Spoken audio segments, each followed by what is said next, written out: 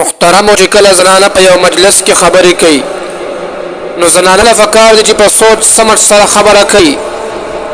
هر خبره چې د خپل ژبې نه راوباسي نو هغې ته سوچ فکر او غور کوي، ځکه د انسان په وجود کې د ژبې ډېر اهمیت دی چې په هیڅ صورت کې د دې نه انکار نشي کېدی. یو حدیث شریف کې راځي چې کله سحر شي نو د جسم تمام اندامونه ژبې ته سوال کوي چې د الله تعالی لپاره ځان کنټرول کا، که ته درست او صحیح سالم وي نو موږ ته به هم خیر وي، او که ته صحیح نه وي نو موږ ته به هم نقصان رسي. ځکه د خلکو زړونه هم د دې ژبې په وجه باندې ګټلی کېږي، او دغه شان د خلکو زړونه هم د دې ژبې په وجه ورانېږي. د دې ژبې نه راوتلې یو ترخه خبره او یو غلطه کلمه د ټولې زندګۍ په محبت باندې اوبه اړوي، او د یوې جملې سره نفرتونه په محبت باندې بدلیږي.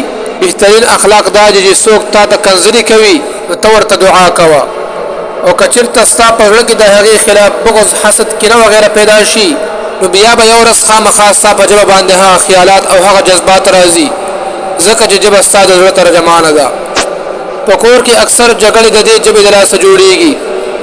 یاد ساته چې ستا د خاوند د ورځې ټول سړیوالی ستا د خولې نه راوتلی یو لفظ سره ختمېدلی شي. انسان له خپل خاندان د هر څه نه عزیز او بهتره دی.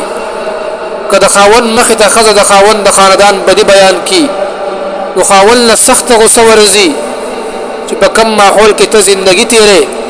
که د هغې ماحول هر کس خوشحاله وي نو یقینا چې ته به هم خوشحاله یې، تا ته به هم خوشحالي نصیب کېږي. او که د خاندان خلک خفه وي نو ته به هم بیا د خوشحالۍ په ځای په خفګان کې وخت تېرې. د هغې دپاره دا ضروري ده چې ته خپله ژبه په کنټرول کې وساته، او چې کله تا خپله ژبه په کنټرول کې وساتله یقینا چې بیا به ته په کور کې خپله خوشحالي ویني چې ستا نه لیورونه او دغه شان د کور خلک ستا نه څنګه ځارېږي، څنګه مینه در سره کوي. زنانو له پکار دي چې هغوی خپلې ژبې په کنټرول کې وساتي، د مینې محبت ژوند تېر کړي، او همیشه په دې ژبه باندې داسې خبره راولي چې په هغې خبره باندې ستا د کور ټول خلک ستا نه خوشحالېږي، او الله جل شانه د نه هم په هغې خبرې باندې راضي شي.